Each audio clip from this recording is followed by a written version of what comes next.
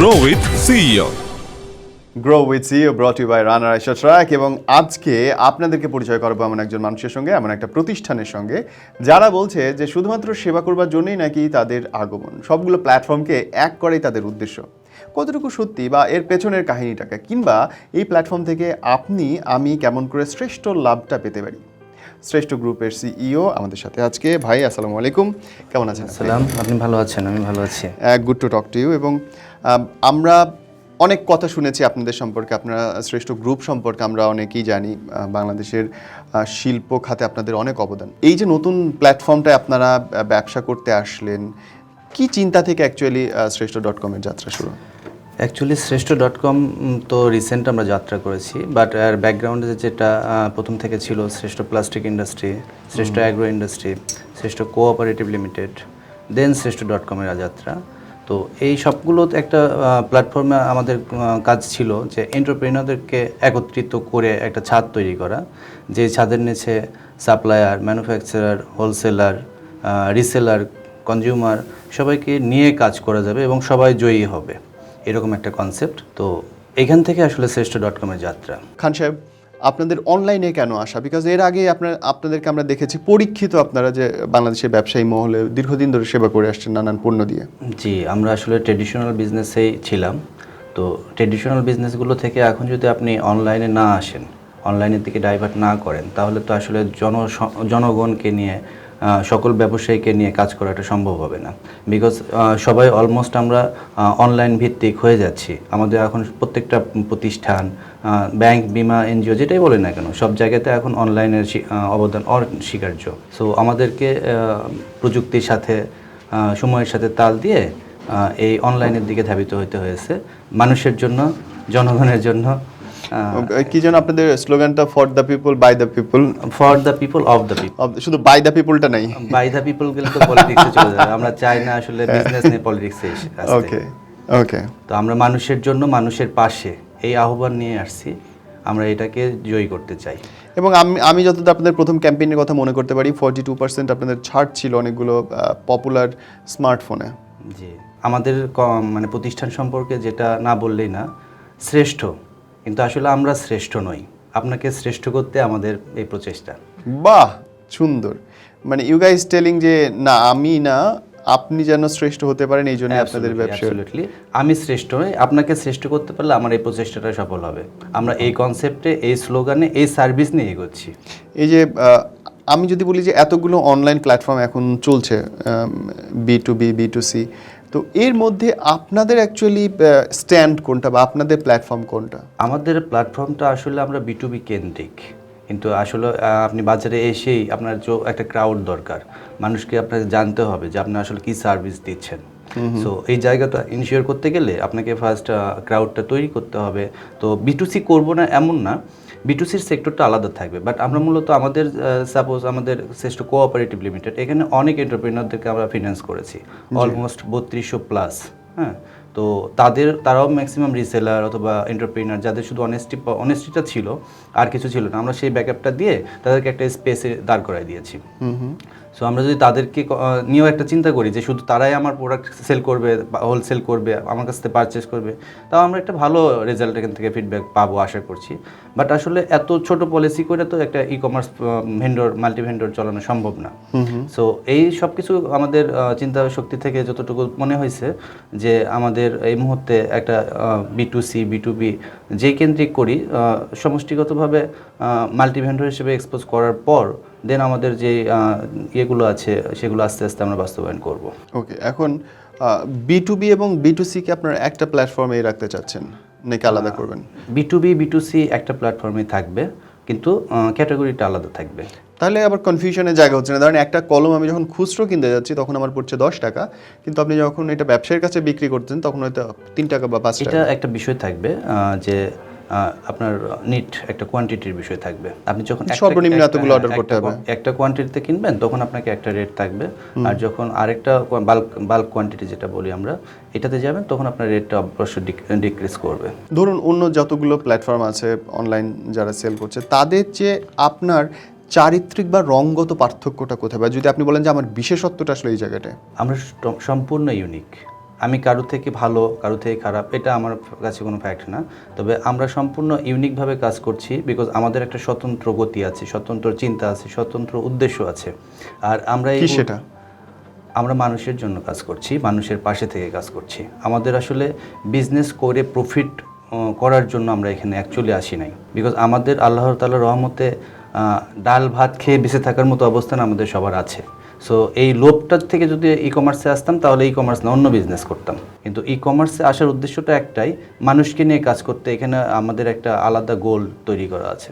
দেন তাহলে আপনাদের কি বলে ডেলিভারি বা সার্ভিসের জায়গায় পার্থক্যটা কোথায়? আপনি দেখবেন আমরা একদিনে একটা ক্যাম্পেইন করেছি যেখানে প্রথম দিনে বাংলাদেশের অন্যান্য ই কমার্সগুলোর সেল ছিল হয়তো বা সর্বোচ্চ খুব হাই অ্যামাউন্ট, সেটা ক্রোর 1 ক্রোর এক্সিড করে নাই। এ যাবত যত ই কমার্স আছে যে প্রথম দিনের সেল তাদের 1 ক্রোর প্লাস, এটা আমি এখন পর্যন্ত শুনি নাই, আমার জানা নেই কেউ করেছে কিনা, বাট আমি 36 ঘন্টায় সেল করেছি 2.5 কোটি টাকা।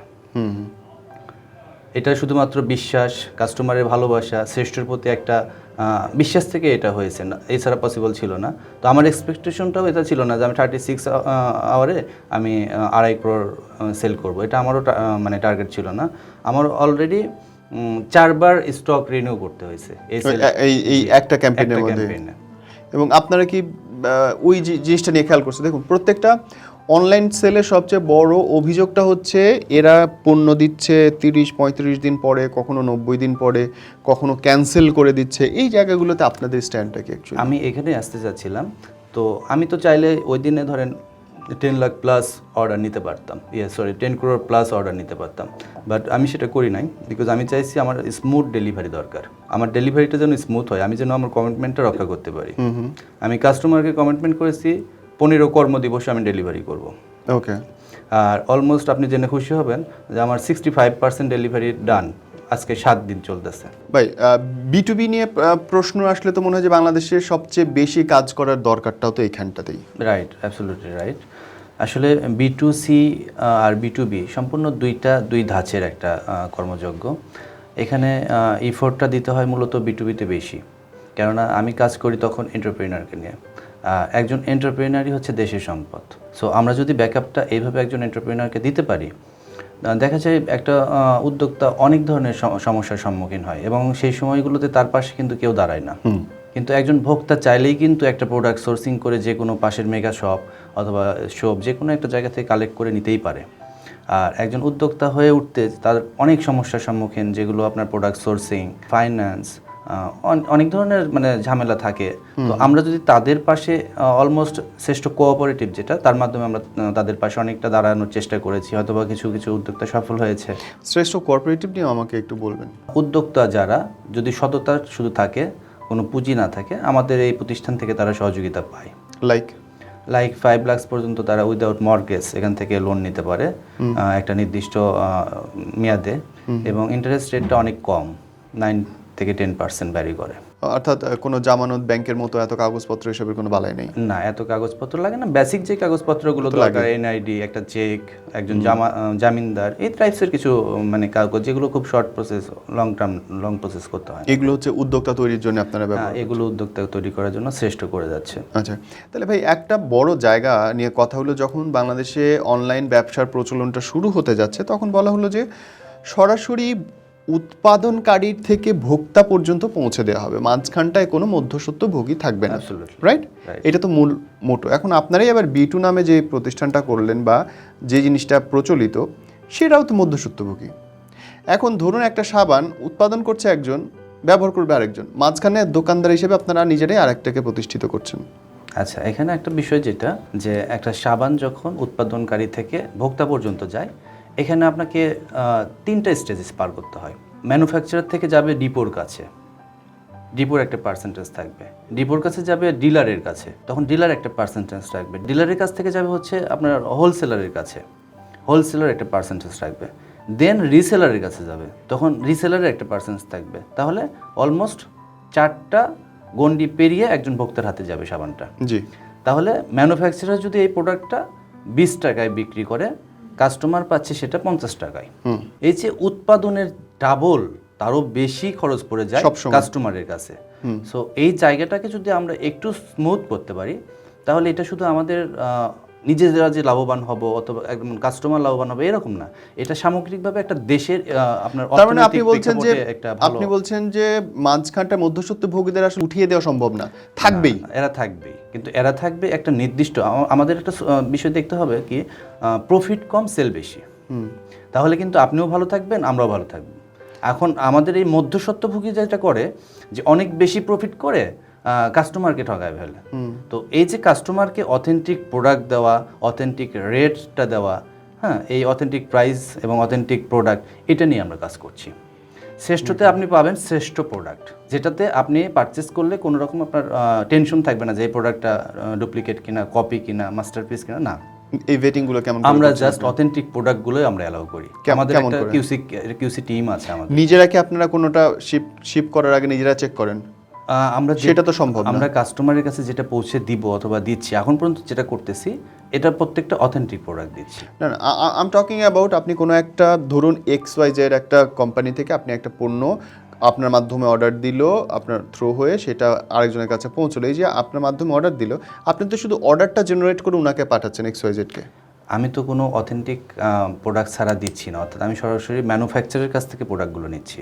আপনি লক্ষ্য করবেন যে এ যাবৎ বাংলাদেশে যত কমার্স আসছে অথবা করতেছে মাল্টি ভেন্ডর, তারা শুরুর 6 মাস 1 বছর পরে ব্র্যান্ড কোম্পানিগুলোর সাথে কোলাবোরেশনে যায় অথবা তাদের সাইনিং হয়, এগ্রিমেন্ট হয়।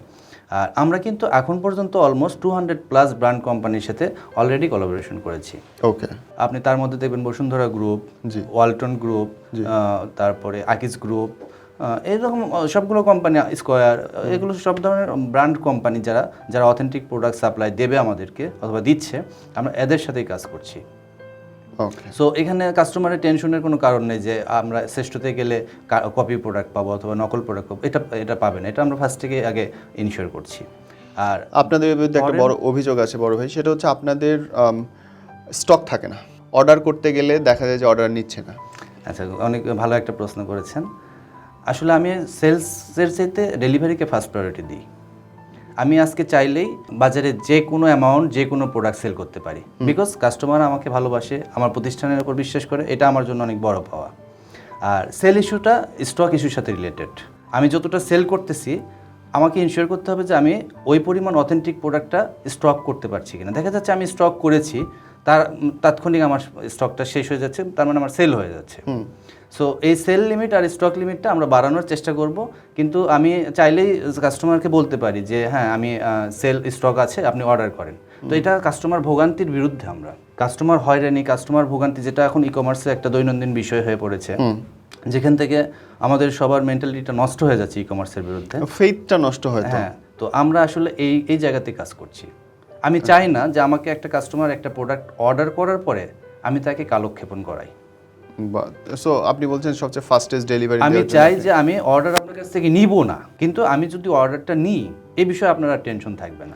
মানে আপনার যে কোনো অর্ডারের বেসিসে আপনার স্টক আছে, that's for guarantee. G G, yes. I repeat, যে কোনো অর্ডারের বিপরীতে আপনার স্টক আছে, দ্যাটস আ গ্যারান্টি। স্টক থাকে আমি তখনই অর্ডার নিচ্ছি, এটা স্টক না থাকলে আপনি অর্ডার নিচ্ছেন। রাইট, বাহ, ফ্যান্টাস্টিক। এটা হইলে তো অনেক সমস্যার সমাধান এমনিতেই। আপনি দেখবেন আমাদের 15 দিনের 15 কর্মদিবসের মধ্যে আমরা একটা প্রোডাক্ট ডেলিভারি করব, কমিটমেন্ট ছিল এটা আমার।